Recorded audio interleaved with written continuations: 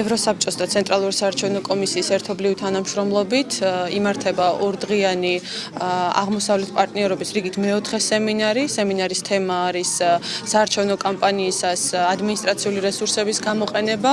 ძალიან მნიშვნელოვანია, რომ ამ სემინარს ესწრებიან ვენეციის კომისიის წარმომადგენლები, რომლებიც თავიანთ მოსაზრებებს და რეკომენდაციებს მოგვახსენებენ ადმინისტრაციული რესურსების გამოყენების პრევენციის კუთხით, რა უნდა გაკეთდეს და რა ნაბიჯები უნდა გადაიდგას. შუალედურ არჩევნებზე გვაქვს ახალ ტენდენციასთან საქმე, როდესაც რთული არის ზღვარის გავლება ერთი მხრივ ადმინისტრაციულ რესურსებსა და მეორე მხრივ ამორჩეულთა მოსყიდვას შორის, ვინაიდან ამჟამინდელი მმართველ პარტიასთან დაკავშირებული კერძო კომერციული ორგანიზაციები მონაწილეობენ სახელმწიფო პროექტების ნაწილობრივ დაფინანსებაში.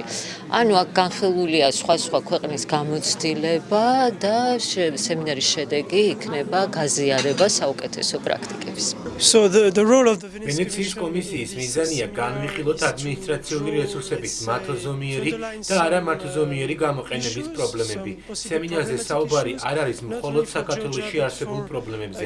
აქ არიან სხვა ქვეყნის წარმომადგენლებიც და ყველა ქვეყნის მაგალითზე ხდება ამ მნიშვნელოვანი საკითხის განხილვა. ჩვენ შევიმუშავებთ ზოგად გაიდლაინებს, რომელიც ყველა ქვეყნისთვის მისაღები იქნება.